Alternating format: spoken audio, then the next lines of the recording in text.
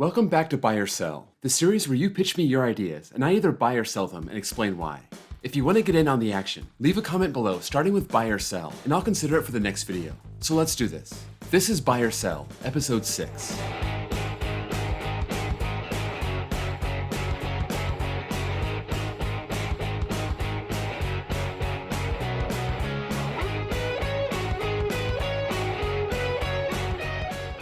Let's start with TSP.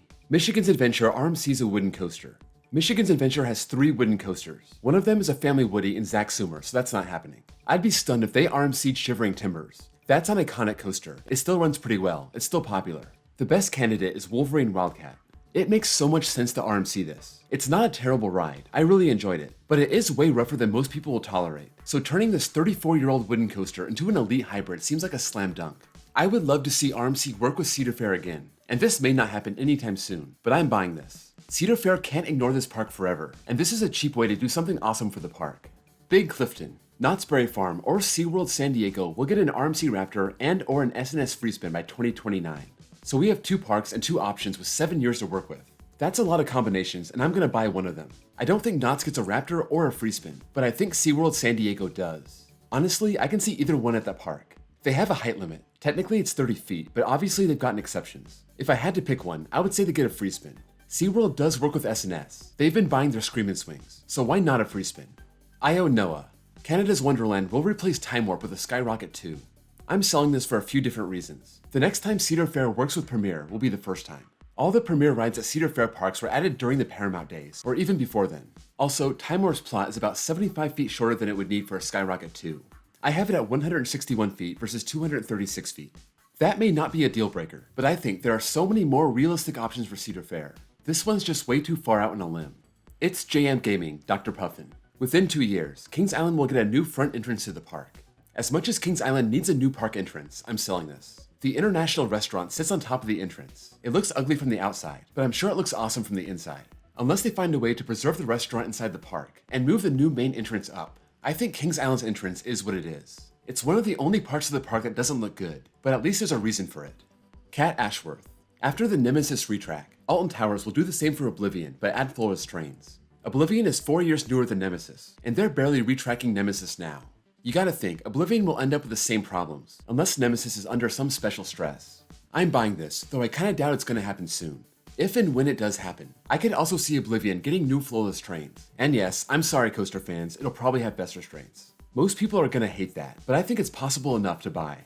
Stag Coasters. Six Flags Over Texas will get a major thrill coaster by 2026. This park has a bad track record of getting new good coasters over the last 20 years. The gaps have been long, and when they finally get something, it's been less than stellar. Ever since Titan opened in 2001, they got Pandemonium, then New Texas Giant. That's the one exception to this case. That was a real legit thrill coaster. Then Joker and Aquaman.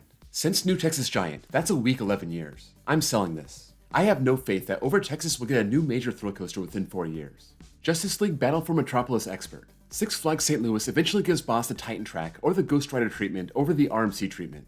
I'm buying this. They can keep doing minor work on this year after year. They can cut their losses and scrap it, but I think they keep it, and over time, they do something major to it. Given that this is St. Louis, I'd bet against RMC. I think a Titan track is possible, maybe the Ghost Rider treatment. Though with the Titan track, I'm not sure if GCI will do anything else but that. Mr. Skulls. Six Flags Great America gets an RMC single rail coaster where the go-karts are. I'm selling this. Even though I love the idea of Great America getting an RMC Raptor, I think it's going to be one of those 12-car, long, tall Raptors. The go-kart sit on a plot 222 by 241 feet, basically a perfect square, and Jersey Devil is 624 feet long. That Raptor may be coming, but it's not going where the go-karts are. Now, if they also remove Buccaneer Battle for a Raptor, that would get them a lot closer, and they may be able to make it work. That gets you to around 502 feet, and maybe at that point you start building over stuff. Why fix EV? Do you think B&M Surf Coaster will be popular among parks? Very interesting question to think about, and I'm gonna sell. If the Surf Coaster is what we think it will be, basically a low-to-the-ground launch coaster with inversions, I think there are other quality options that are cheaper. I'm assuming this will be expensive like most B&Ms are. Mocks also aren't cheap, but it seems like Vekoma and SNS offer something comparable. We'll have to see how it goes at SeaWorld Orlando, stuff like what the price tag is and all of that. But as of now, I think it could be a tough sell. Simon Vandiver. Holiday World works with RMC in the next 5 years. I think Holiday World is primed for a new coaster in the next 5 years. They've gone between 5 and 9 years between coasters in the past, and Thunderbird was 7 years ago. So the question is, does RMC get the next project? I do not think that any of their wooden coasters are getting RMC'd. I don't really see a Raptor there, but I could see a ground-up RMC iBox hybrid. That seems to be the most likely RMC option, but I have to sell. I bet on some kind of family coaster, maybe from the Gravity Group, and if they go for a major adult coaster, I bet on something from Gerstlauer, maybe an Infinity coaster. Fiesta Texas Nerd. The SeaWorld chain will eventually go bankrupt. Some people may remember my video from about a year and a half ago. I was reading into some theories about SeaWorld's financial situation. The company was over-leveraged. They spent a ton of money on their 2020 coasters, and only one of them was able to open. Multiple vendors weren't getting their money, and there was the possibility of the chain going bankrupt. This meant the parks could be sold off and the land could be repurposed. Ever since then, SeaWorld has reported record profits, even in 2021 when they didn't open any of their new coasters. I think there was a lot of pent-up demand after 2020, and SeaWorld, like just about every other park out there, was really crowded in 2021. Their revenue reached $1.5 billion, exceeding 2019's numbers by $105 million, and they quintupled their fourth quarter revenue from 2019. They also made a bid to buy Cedar Fair for $3.4 billion. Unless they're hiding some skeletons in their closet, as long as they're being upfront about their situation, SeaWorld seems to be in good shape, so I'm selling this. Pre-2020, they were going all in on coasters and phasing out some of their animal shows, and it seems like they'll keep that going. San Diego is still rumored to get another launch coaster, and Orlando, for sure, is getting a new B&M next year. Beyond that, we'll see, but SeaWorld seems to have landed on their feet, and they'll keep on that track that brought the company back from Blackfish. Coaster King 325. Intamin builds another Giga in the next 5 to 10 years. Intamin built the first Giga back in 2000, and before B&M started making their own, they made their last Giga 10 years after that, Intimidator 305 in 2010. We haven't seen anything since. I don't even remember a rumored Intamin Giga anywhere. I think I-305 scared parks away from Intamin, and once B&M offered their own, Cedar Fair especially was never going back to Intamin. It took 10 years between the first and second, and it's been 12 years since. Will we see another one in the next 5 to 10 years? This is a tough call, but I'm gonna buy this. Intamin is on their way back. They're getting work in America and overseas, and I think someone somewhere may be interested. Maybe it's a park in Europe, maybe Energylandia, maybe it's Busch Gardens Tampa. I could be wrong, I probably am, but it's not as crazy as it sounds. That being said, that leads me to this next one. Lucas Hopkins. King's Dominion will remove I-305 in the next 10 years, due to its low popularity and extreme intensity. Again, not impossible, but this time I'm gonna sell. I think its unpopularity is a little overhyped. It may not be as popular as Volcano was, or Twisted Timbers is, but it's still one of the tallest coasters in the world. If it closes, it won't be because it's too intense. It could have maintenance issues. After all, it is an Intamin, but it's not a launch coaster, so I don't think it'll get to that point. It could also pull a Dododampa and start breaking people in half. If the park starts getting sued over health problems, then yeah, maybe they axe it. Before they decide to close this for good, I think it gets reprofiled, or maybe even neutered. Not a bad question, but I'm not willing to say it's gone in 10 years.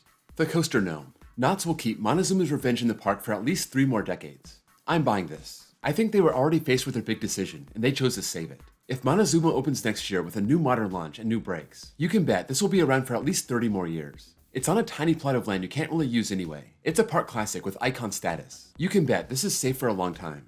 Rings the Gamer 6. 2022 will be the last season for Wildcat at Hershey Park, and it'll be RMC'd. I'm selling this. I've been pushing RMC Wildcat for a long time, but it seems way more likely to get Titan Track. It's GCI's original coaster. They just put Titan Track on Darien Lake's Predator. They're probably gonna push this hard for other coasters. This could happen as soon as next year. There's only one downside of Titan Track Wildcat, and that is, it's hard to sell as a new coaster. RMC Wildcat, absolutely, but not the same layout with a smoother track. This will not reset their clock to get a new coaster, something the park may want to avoid. Protronica. Codaland will become a destination park in the future. It depends what you mean by a destination park. Will it be something like Disney World? No, it won't. But will it be a park that coaster enthusiasts travel to and make it a point to visit? Yeah, I'm buying that. We know they're getting a Gerstlauer and a Vekoma tilt coaster, and they said they want to keep expanding. They're gonna add enough to get people to come out, and it doesn't hurt that it's only about 1 hour away from San Antonio. This makes an extended weekend in Texas pretty easy. Go to SeaWorld, Fiesta Texas, maybe hit up ZDTs, and then check out Codaland. It'll be worth your time really soon. Jay Swift.